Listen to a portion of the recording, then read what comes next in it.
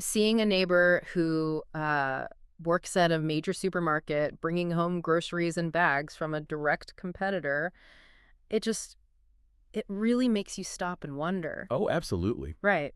And when asked why they didn't shop where they work, the neighbor just shook their head and said, if you knew what we knew, you wouldn't shop there either. I mean, that is the ultimate insider tell. Yeah. When the people behind the curtain won't even use their own product, Yeah. you really have to ask yourself what they're seeing that you aren't. Exactly. I mean, if the people on the inside won't even use the service, why on earth are you? And, every industry has those insider secrets. Those things they definitely do not put on the glossy brochures. Right. So, welcome to today's deep dive, where we are turning that exact same insider x-ray vision onto, honestly, your biggest financial asset, which is your rental property. Yeah, this is a big one. It really is. Our mission for you today is to provide the ultimate insider's playbook.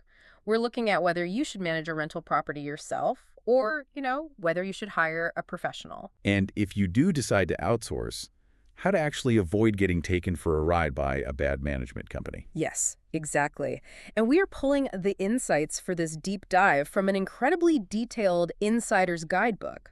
It's titled Hire the Right Property Manager by Steve Blisle. Who is a veteran in the space, by the way. Oh, completely. He has managed tens of millions of dollars in real estate, and we're also looking at a companion 7 questions infographic that goes along with it. So let's just unpack this. Today, you are getting the exact same playbook the pros use. And what's really fascinating here is the sheer scale of what's at stake. Because we aren't talking about casually renting out like a spare bicycle for the weekend. Right. No. A rental property is often $250,000 or even a multi-million-dollar asset. I mean, for a lot of people, it represents a massive portion of their retirement portfolio. Yeah, it's their future. Exactly. So managing it isn't just about passively cashing rent checks on the first of the month. It is entirely about mitigating massive, potentially catastrophic financial and legal risks. Right, because there's this really pervasive, almost dangerous illusion of passive income when it comes to real estate. Oh, the social media myth. Yes, you see it all over social media. Buy a place, put a tenant in, and just, watch the bank account grow while you sit on a beach somewhere. If only it were that easy. If only. But before we even get into who should manage the property, we really need to strip away that illusion. We need to look at what exactly is being managed on a day-to-day basis. Which the materials break down into the 5 pillars of property management. And it reveals the actual, very unglamorous daily grind. Yeah. Let's start with marketing, because people often think marketing a rental just means, heading over, snapping a few photos on your iPhone and throwing them up in a local classified site. Which I'm guessing is not the case. Not at all. It is vastly more complicated than that. For starters, there is no true MLS for rentals in the same way there is for buying and selling homes. Wait, let me just pause you right there. What do you mean no MLS? I thought everything was just listed on centralized real estate websites now. Sure, I mean, you can find active listings on various websites. But a multiple listing service, an actual MLS, is a regulated, centralized database that realtors use. Okay. And it doesn't just show what people are asking for a house, it shows historical data on exactly what houses actually sold for. Oh, so it gives you concrete comparables? Right. But the rental market doesn't have that robust, centralized historical database for closed leases. So as an independent landlord, you don't actually know what properties around you rented for.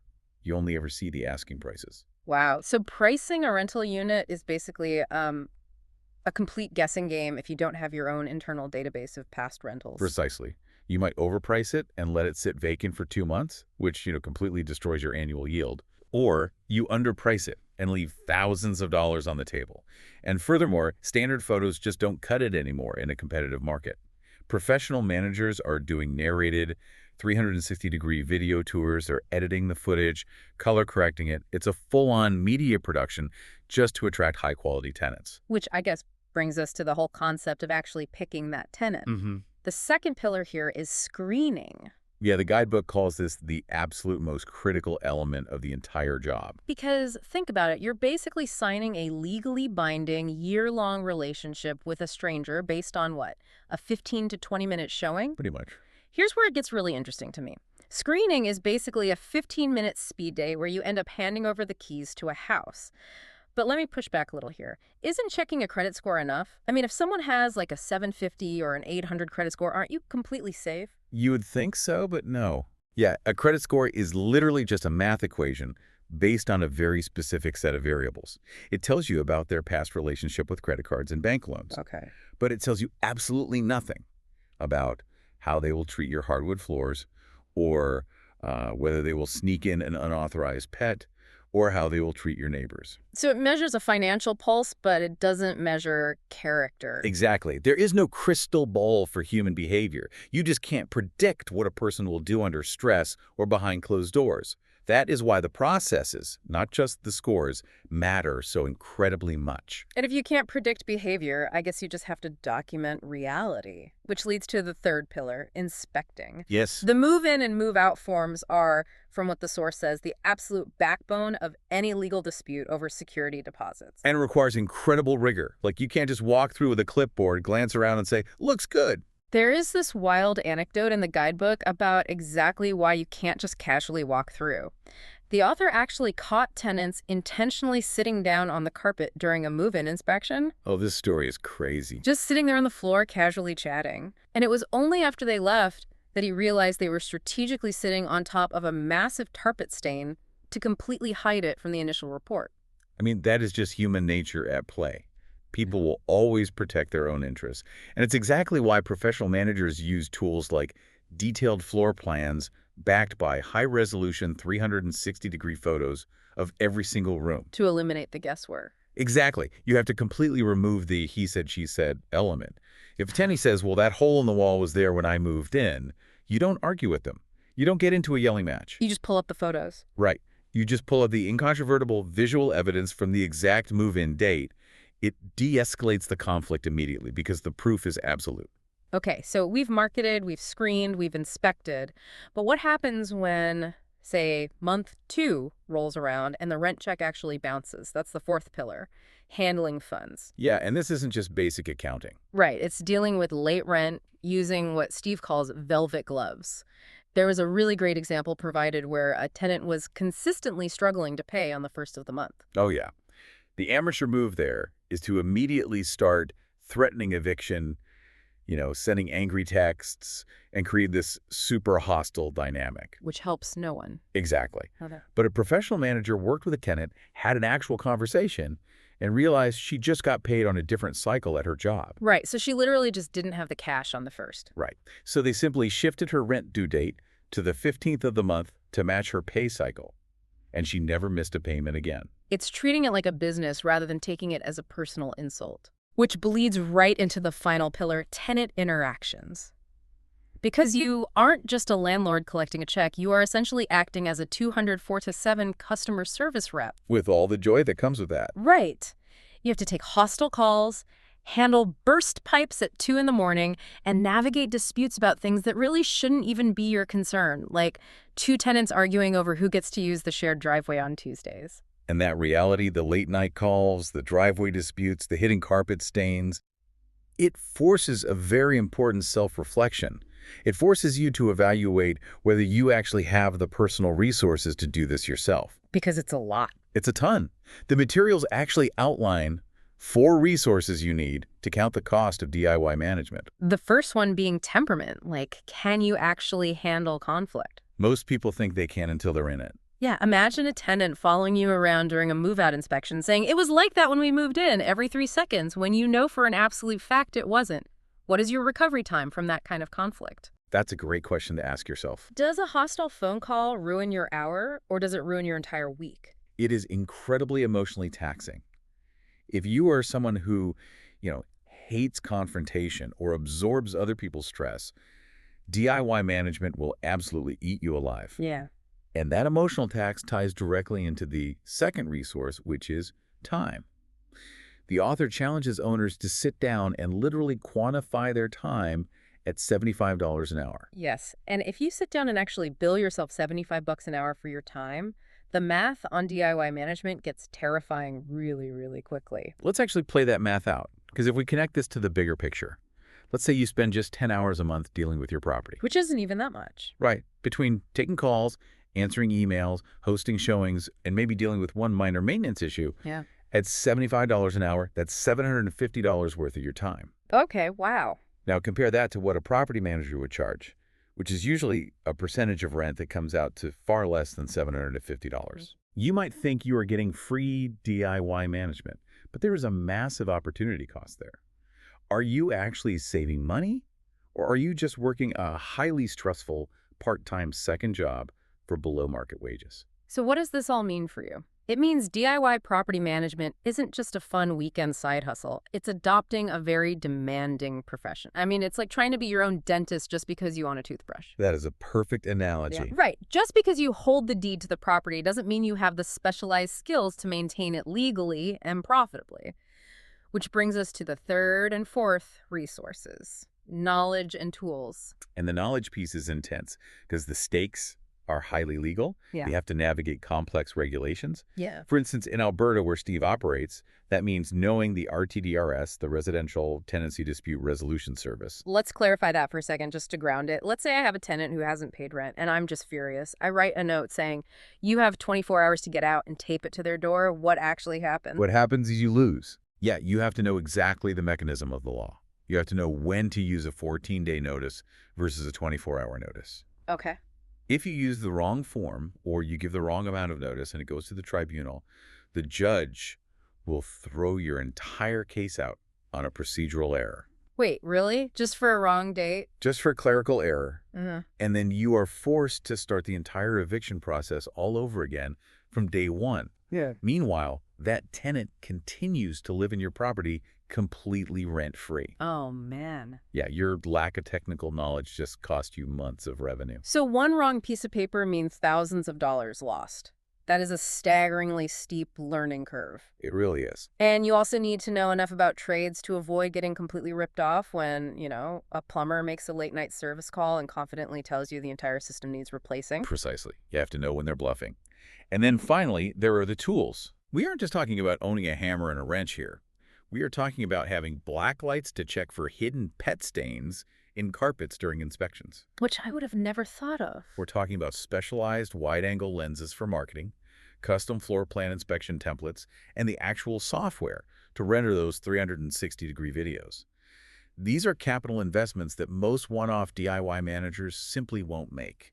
Okay, so if you're listening to this and realizing, wow, I do not want to spend my time at $75 an hour dealing with midnight plumbing emergencies.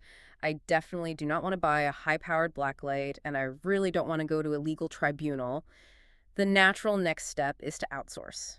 Exactly. You are going to hire a manager, but the industry is just flooded with them. How do you actually find a good one? Well, first, be very careful where you look. Relying solely on Google is incredibly risky. Right, because the top Google results don't necessarily mean the company provides good service. It just means they have a really great SEO strategy and a massive advertising budget. They literally just paid for your attention. Exactly. A much better resource is often local realtors. They know the business, they actually see the fallout of bad management, and they know who actually performs well on the ground. That makes a lot of sense. But even when you find some names, you have to be super analytical, especially when looking at reviews. If you see like a cluster of 5-star reviews that all magically appeared within a 24-hour window, that is a huge red flag of manipulation. Yeah, definitely. But more importantly, you have to pay attention to who is leaving the review. Okay, this detail from the source was absolutely brilliant because your instinct is just to look at the overall star rating, right? Of course. But a 5-star review from a tenant might actually be a massive red flag for you as the property owner. Because think about it. If I see a tenant raving online about how chill and laid back their property manager is, I should probably run the other way. Yes. You have to ask, why is the tenant so happy? Often it's because the manager is incredibly soft on the rules. Maybe they let late rent slide without penalties. Or maybe they just return full damage deposits blindly at the end of a lease, simply to avoid conflict. Basically, they are buying good reviews with your money. They are being the cool parent while I foot the bill for the broken windows. Exactly. You need to know what property owners are saying, not just the tenants. Now, as you look at different companies, it really helps understand the two main business models out there. It basically comes down to whether you want mass market fast food or artisanal pizza. I love this analogy. You have your mass market corporate chains, like a Domino's or a Pizza 73. They offer a very similar standardized product driven by heavy marketing and sheer volume. Right. And then you have the local mom and pop shop, which focuses all its energy on making the best possible pizza for a smaller, dedicated customer base. And neither is inherently evil, but you absolutely need to know which one you are hiring so you can make an apples-to-apples comparison on price. Yeah. Because some of those volume-driven management companies pull you in with very low upfront monthly fees, but they operate like free mobile apps with in-app purchases. Oh, I hate those. They get you in the door for free, and then suddenly you have to pay $5 to unlock the next level. That's exactly how it works in property management. Yep. They advertise a low monthly percentage to get your attention, but then hit you with hidden fees for every little thing down the road. Like what? A fee to renew a lease, a fee to do a standard inspection, an upcharge on maintenance invoices. Wow. Yeah. The artisanal mom-and-pop style might charge a higher upfront fee, but they provide a comprehensive, all-inclusive service with no hidden surprises. So once you have your short list of potential managers, you have to interview them. And this is where the 7 questions infographic really shines. It is explicitly designed to cut right through the polished sales pitch. These questions are the ultimate filter. They really are. The first one is straightforward. Are they licensed by their local real estate council? Like in Alberta, it's RECA. And this is a non-negotiable. If a friend or a small-time manager is willing to break provincial licensing rules just to manage your property, they will absolutely break the rules of your service agreement too. It's basically a foundational test of integrity. Then you need to ask about those marketing tools we mentioned earlier. Do they provide narrated 360-degree video tours? Which is so important. And this isn't just about making the listing look fancy. It actually proves they are willing to put in the hard work to make a personal connection with prospective tenants before they even step foot in the door. It weeds out the tire kickers. Now, this next question gets into the reality of their workload. Yeah. How many properties is each manager actually responsible for? Because the industry variance here is shocking. Oh, yeah. Some traditional volume-based companies have a single manager juggling upwards of 300 properties. Let's do the math on that for a second, because when I read that in the source, my jaw actually dropped. It's wild. If a manager has 300 properties, that's like having 300 kids in a single classroom. You absolutely do not want your property to be kid number 301. Right. Because if they work a standard 40-hour week, that means they have roughly 8 minutes a week to dedicate to your asset. 8 minutes. It's just neglect by volume. Totally. For context, Steve Blyle's own company, Parallel Property Solutions, caps their managers at less than 50 properties to ensure actual focus. Which is how it should be. And that brings us to the next question. And this raises a super important point about human behavior and incentives. You need to ask, will the same person who is showing the property to prospective tenants also be the one managing it day to day? Wait, why would those roles ever be split in the first place? Wouldn't you want like a dedicated sales team filling vacancies and a dedicated management team handling the day-to-day? Well, in theory, yes, specialization sounds good. Yeah. But in practice, splitting the roles between a leasing agent and a property manager creates a massive moral hazard. How so? The leasing agent gets paid a commission for placing a tenant. Their only incentive is speed. They just want a warm body in the unit so they can collect their check and move on. Ah. And they don't have to deal with the fallout if that tenant turns out to be a total nightmare. Exactly. The property manager is the one who inherits the nightmare. The leasing agent doesn't have to live with the decision. That makes so much sense. Aligning those roles so that the person signing the tenant is the exact same person answering their hostile phone calls at midnight is the ultimate insider secret to ensuring tenant quality. If they know they have to manage the person for the next year, they will screen them ruthlessly. Wow, yeah, that is a game changer. You also need to ask, are their inspections customized? We talked about the importance of inspections, but you need to know if they actually tailor them to the unit. Right. Because a 1-bedroom downtown condo and a 6-bedroom rural acreage need entirely different inspection forms. If a manager just uses some generic template downloaded from the internet for both, they aren't actually protecting you. And another question that most people honestly wouldn't even think to ask, when do you pay the rent money to the owner? Okay. This is a huge differentiator in the industry. Traditional managers will often hold the rent funds collected on the 1st until the 25th or even the 30th of the month. I actually have a question about this. Does it really matter if I get paid on the 1st or the 25th? I mean, it's the exact same amount of money in the end, right? Is a 3-week delay actually a big deal, or are we just being impatient? Oh, it is a massive deal, both for your cash flow and for understanding their underlying business model. Okay. Because why do you think they are holding your money for 3 weeks? I don't know, processing time. No, it sits in their massive trust account, and they are earning interest on it. They are literally skimming extra profit off your assets' liquidity. Oh, wow. Yeah, modern, innovative managers will pay you on the first, the exact same day the tenant pays. It shows they respect your cash flow and aren't playing banking games with your money. That is incredibly sneaky, which makes this the perfect closing question for any interview.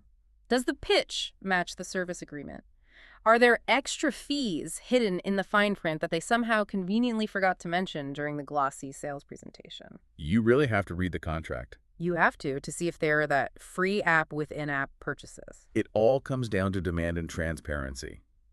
Parallel Property Solutions actually built their entire model around these exact answers: same-day pay, less than 50 properties per manager, and 3 simple, transparent fees with 0 hidden costs. Right. And they do this because that is what the industry actually demands if it wants to evolve and provide real value to owners. And evolution is exactly what's needed, because you have to remember, Steve Blisle hasn't just read about this stuff in a textbook, he has lived it. Seriously. He has literally navigated midnight move-outs, stood before human rights tribunals, run after the grow-op strategy sessions to salvage completely destroyed properties, and has even been on-site dealing with SWAT team interactions. Yeah, that's intense. This isn't theoretical whiteboard stuff. This is the real, muddy trenches of real estate. And in the materials, it's noted that there are thousands of incremental improvements between, say, a 19th century steam engine and a modern Tesla. Right. Property management has to undergo that exact same evolution. Whether you are handing over the keys to a $250,000 townhouse or a multi-million-dollar portfolio, this asset is your financial future. You simply cannot afford to manage it with steam engine methods in a Tesla world. You need modern precision. It's so true. You need that X-ray vision to protect yourself and your investment from the pitfalls. But, I'll leave you with this final thought. We've talked a lot today about the tangible monetary costs, the $75 an hour metric, and the actual physical time required to manage a property. Yeah. But ask yourself this: what is the true value of emotional distance? Oh, that's interesting. If an asset is intrinsically tied to your daily anxiety, to anticipating those late-night phone calls, to bracing for conflict every single time a rent check is 3 days late, is it truly a passive investment? Or has it just become an emotional liability? Wow. Finding the right manager might not just protect the physical walls of your property. It might protect your peace of mind. And that might be the most valuable asset of all. It really might be. And when you finally have that peace of mind, you'll understand exactly why those grocery store employees were carrying the competitors' bags. When you know what the insiders know, you never settle for less.